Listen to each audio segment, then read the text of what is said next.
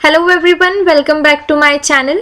तो पिछली वीडियो में हम लोग पीरियोडिक मैट्रिक्स तक डिस्कशन कर चुके थे। आगे हम लोग मैट्रिक्स के और भी बहुत सारे टाइप्स को डिस्कस करने वाले हैं।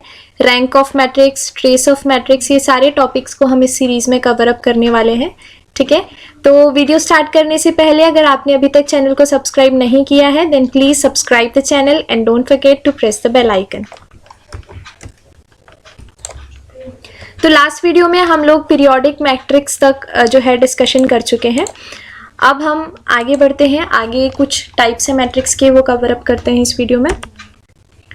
सो नेक्स्ट जो टाइप है वो है आइडेम्पोटेंट मैट्रिक्स। ठीक है, तो पीरियोडिक मैट्रिक्स में हमने क्या देखा था कि अगर कोई मैट्रिक्स है जिसमें उसको अगर हम के टाइम्स खुद से मल्टीप्लाई करें और वो मैट्रिक्स रिपीट हो जाए तो हम उसको पीरियोडिक मैट्रिक्स कहते हैं और उसका पीरियड जो होता है वो के होता है। ठीक है, तो सिमिलरली अगर आइडेम्पोटेंट मैट्रिक्स क्या है, अगर किसी मैट्रिक्स का पीरियड 1 है तो हम उसको आइडेम्पोटेंट मैट्रिक्स बोलेंगे। ठीक है, यानी कि किसी मैट्रिक्स का स्क्वायर करने पे वो मैट्रिक्स सेम आ जाए तो that matrix is called idempotent matrix. ठीक है, now what is nilpotent matrix.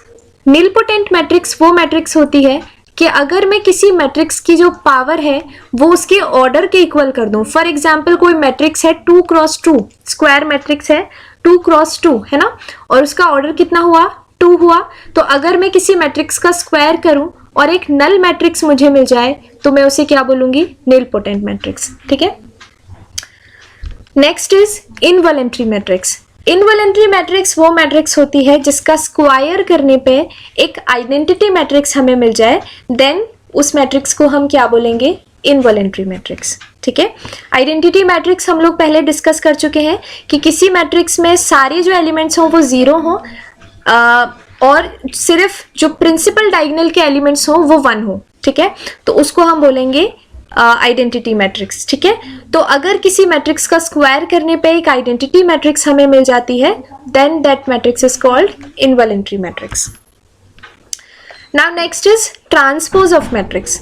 Transpose of matrix क्या होता है कि अगर किसी मैट्रिक्स के रो और कॉलम को इंटरचेंज कर दे फिर जो मैट्रिक्स बनेगी उसे हम बोलेंगे ट्रांसपोज ऑफ मैट्रिक्स। ठीक है, फॉर एग्जाम्पल ये कोई मैट्रिक्स है, ठीक है, तो इसका जो फर्स्ट रो है वो फर्स्ट कॉलम में बदल जाए तो 2 4 5 2 4 5, 3 2 1 3 2 1, 4 3 0 4 3 0। ठीक है, तो अगर कॉलम और रो दोनों इंटरचेंज कर दे हम तो उस मैट्रिक्स का जो है ट्रांसपोज निकल जाता है।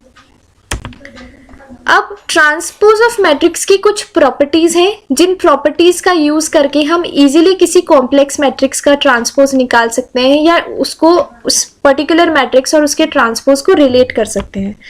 लेट अस सी उसकी क्या प्रॉपर्टीज हैं। सबसे पहली प्रॉपर्टी क्या है कि अगर मैं किसी मैट्रिक्स का ट्रांसपोज निकालूं फिर उसका डिटर्मिनेंट निकालूं या सिंपली उसका डिटर्मिनेंट पहले ही निकाल दूं तो दोनों जो चीजें होंगी, दोनों के जो डिटर्मिनेंट्स होंगे वो सेम होंगे, यानी कि ए ट्रांसपोज का डिटर्मिनेंट ए डिटर्मिनेंट के इक्वल होगा हमेशा। नेक्स्ट है अगर मैं किन्हीं दो मैट्रिक्स को ऐड करूं फिर उनका ट्रांसपोज निकालूं तो वो किसके इक्वल आएगा, ए का ट्रांसपोज किया फिर बी का ट्रांसपोज किया और दोनों को ऐड कर दिया उसके इक्वल आएगा। ठीक है, तो जो दोनों में से जो भी इजी आपको प्रॉपर्टी लगे या इजी मेथड लगे आप दोनों में से कुछ भी यूज कर सकते हैं। ठीक है, नेक्स्ट प्रॉपर्टी क्या है कि अगर मैं ए इनवर्स का ट्रांसपोज करूं या ए ट्रांसपोज करूं फिर इनवर्स कर दूं दोनों ही चीजें सेम है। ठीक है, नेक्स्ट प्रॉपर्टी है कि अगर ए बी दो मैट्रिसेस है ए और बी, उन दोनों का प्रोडक्ट का अगर हमें ट्रांसपोज करना है तो वो किसके इक्वल होगा, बी का ट्रांसपोज उल्टा हो जाएगा। ठीक है, इनका जो ऑर्डर है वो रिवर्स हो जाएगा तो वो किसके इक्वल होगा, बी का ट्रांसपोज इनटू ए का ट्रांसपोज। ठीक है, तो ये कुछ ट्रांसपोज की प्रॉपर्टीज हुई। नेक्स्ट है रियल मैट्रिक्स। रियल मैट्रिक्स कौन सी मैट्रिक्स होती है, ऐसी स्क्वायर मैट्रिक्स जिसके सारे जो एलिमेंट्स हो वो रियल हो। ठीक है, now next is symmetric matrix.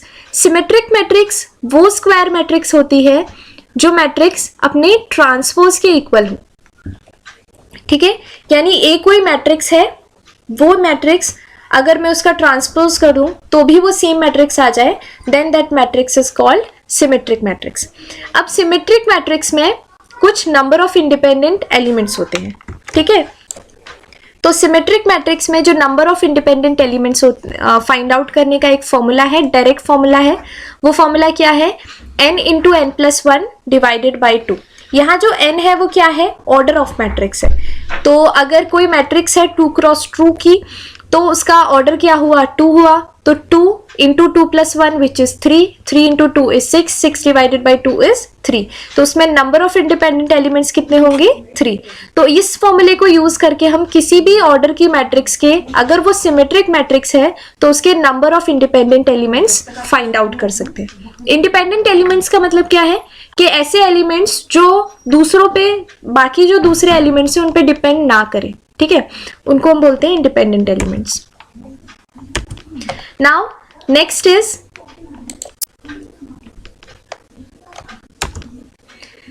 Anti symmetric and skew symmetric matrix, ठीक है।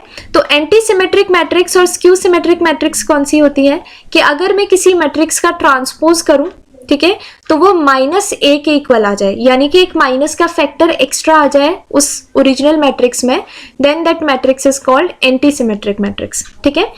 अब एंटी सिमेट्रिक मैट्रिक्स में भी हम number of independent elements find out कर सकते हैं इस फॉर्मूला से, n into n minus 1 divided by 2। तो फॉर एग्जाम्पल किसी का ऑर्डर अगर 3 क्रॉस 3 है तो 3 इंटू 3 माइनस 1 विच इज 2, ठीक है, 3 into 2 is 6, 6 divided by 2 is 3, ठीक है। तो इस तरीके से हम किसी भी स्क्यू सिमेट्रिक मैट्रिक्स में भी इंडिपेंडेंट एलिमेंट्स फाइंड आउट कर सकते हैं। अब स्क्यू सिमेट्रिक मैट्रिक्स की एक प्रॉपर्टी है कि उसके सारे जो डायगोनल एलिमेंट्स होंगे वो हमेशा 0 होंगे, ठीक है। किसी भी स्क्यू सिमेट्रिक मैट्रिक्स के जो डायगोनल एलिमेंट्स होंगे वो हमेशा 0 होंगे, ठीक है। नेक्स्ट क्या है कि हम किसी भी स्क्वायर मैट्रिक्स को एक अलग फॉर्म में लिख सकते हैं, जिस फॉर्म में सिमेट्रिक और एंटी सिमेट्रिक पार्ट अलग अलग हो, ठीक है। तो इसमें हम देखते हैं, ये जो है ये सिमेट्रिक पार्ट है और ये जो है ये एंटी सिमेट्रिक पार्ट है, ठीक है। तो कोई मैट्रिक्स है A, लेट अस सपोज आपको क्वेश्चन दे दिया कि A मैट्रिक्स का सिमेट्रिक पार्ट फाइंड आउट करें, ठीक है। तो उसका सिमेट्रिक पार्ट फाइंड आउट करने के लिए हम क्या करेंगे? A के साथ ऐड करेंगे A ट्रांसपोज का और पूरी मैट्रिक्स को डिवाइड कर देंगे 2 से, ठीक है।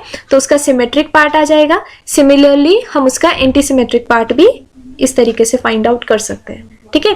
तो हर जो स्क्वायर मैट्रिक्स होती है वो एक्चुअली अपने सिमेट्रिक और एंटी सिमेट्रिक पार्ट से मिलके बनी हुई होती है। Now next is orthogonal matrix.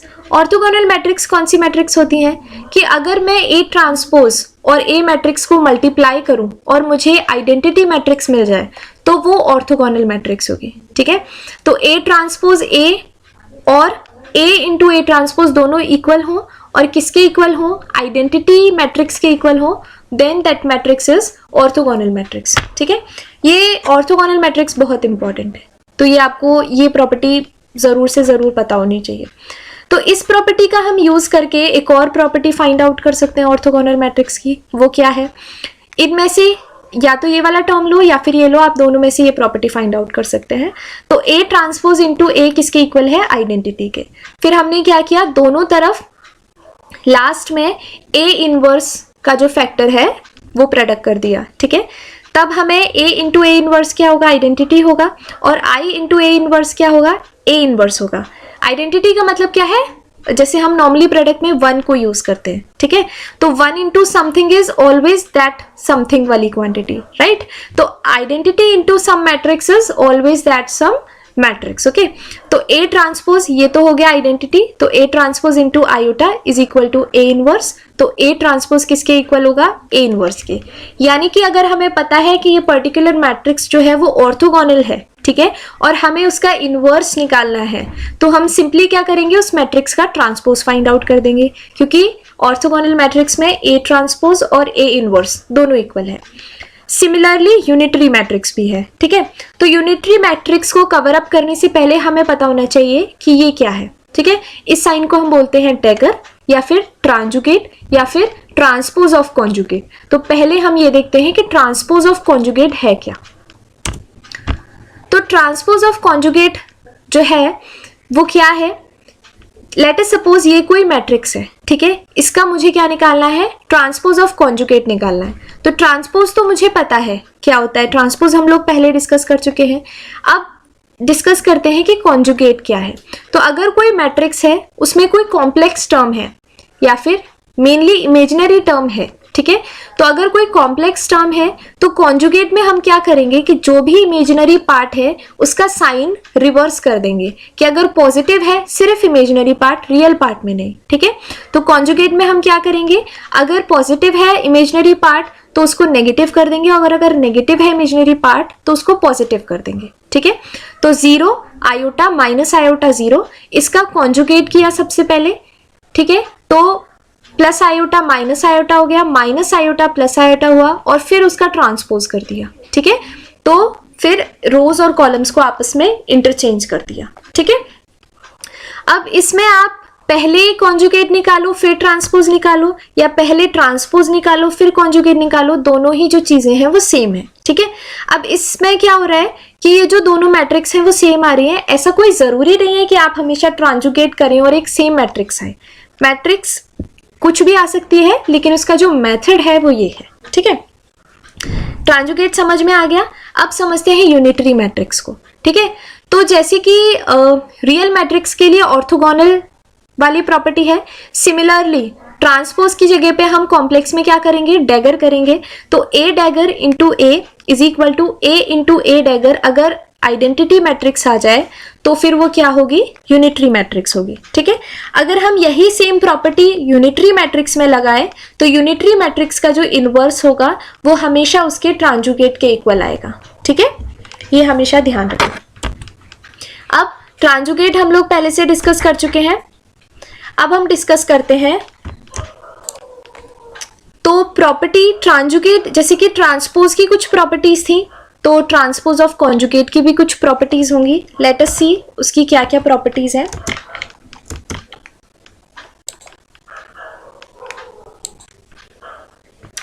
तो a प्लस ए होल का डैगर किसके इक्वल होगा, a dagger plus b dagger. A B whole का डैगर, जैसे ट्रांसपोज में ऑर्डर रिवर्स हो रहा था वैसे ही यहाँ पे जो है ऑर्डर रिवर्स होगा। अगर मैं a का डैगर करूं और जो मैट्रिक्स आए उसका फिर से डैगर कर दूं तो सेम मैट्रिक्स आ जाएगी। अगर मैं ए इनवर्स का डैगर करूं तो वो किसके इक्वल होगा, ए डैगर के इनवर्स के, दोनों सेम ही बात है, ठीक है। और अगर हम इस प्रॉपर्टी को थोड़ा और आगे एक्सटेंड करें और बहुत सारी मैट्रिक्स हो, उनका डैगर निकालना हो, तो वो किसके इक्वल होगा, उनका ऑर्डर रिवर्स कर दो और सेपरेटली उनके डैगर निकाल के उनका प्रोडक्ट कर दो, ठीक है। तो ये कुछ प्रॉपर्टीज है ट्रांजुगेट के। अब जैसे सिमेट्रिक और एंटी सिमेट्रिक मैट्रिसेस थी ट्रांसपोज के बेसिस पे, वैसे ही कॉन्जुगेट के ट्रांजुगेट के बेसिस पे दो मैट्रिक्स है, हर्मिशियन और एंटी हर्मिशियन मैट्रिक्स, ठीक है। तो अगर कोई स्क्वायर मैट्रिक्स है उसका ट्रांजुगेट करें और वही सेम मैट्रिक्स रिपीट हो जाए, जो हमने इस एग्जाम्पल में जो मैट्रिक्स यूज की है ये वाली, ये एक्चुअली हर्मिशियन मैट्रिक्स है, इसलिए इसका डैगर करने पे वही सेम हमें मैट्रिक्स वापस मिल रही है, ठीक है। तो ये ऐसी तरह की जो मैट्रिक्स होती हैं उनको हम बोलते हैं हर्मिशियन मैट्रिक्स, ठीक है। और एंटी हर्मिशियन या स्क्यू हर्मिशियन मैट्रिसेस कौन सी होती हैं कि अगर हम डैगर करें और माइनस ए आ जाए, ठीक है। फॉर एग्जांपल ये कोई मैट्रिक्स है, इसका हमने डैगर किया तो सबसे पहले हम इसका कॉन्जुगेट करेंगे, तो आयोटा का माइनस आयोटा हो गया दोनों तरफ, फिर इसका ट्रांसपोज किया तो हमें क्या मिला, 0 माइनस आयोटा 0, यानी एक माइनस का फैक्टर एक्स्ट्रा आ गया और ए मैट्रिक्स आ गई, ठीक है। तो A dagger is equal to minus A आया, इसका मतलब ये जो मैट्रिक्स है वो कैसी मैट्रिक्स है, एंटी हर्मिशियन मैट्रिक्स है, ठीक है।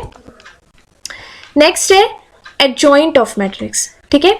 तो यहां से adjoint of matrix, trace of matrix और रैंक ऑफ मैट्रिक्स हम लोग नेक्स्ट वीडियो में कवर अप करने वाले हैं, ठीक है। तो अगर आपके मैट्रिक्स से रिलेटेड कोई भी डाउट है तो आप कमेंट सेक्शन में पूछ सकते हैं, और आपकी अगर कोई भी सजेशंस हैं वो भी आप कमेंट सेक्शन में डाल सकते हैं, ठीक है। और अगर वीडियो पसंद आए then give it a thumbs up. Thank you so much for watching the video.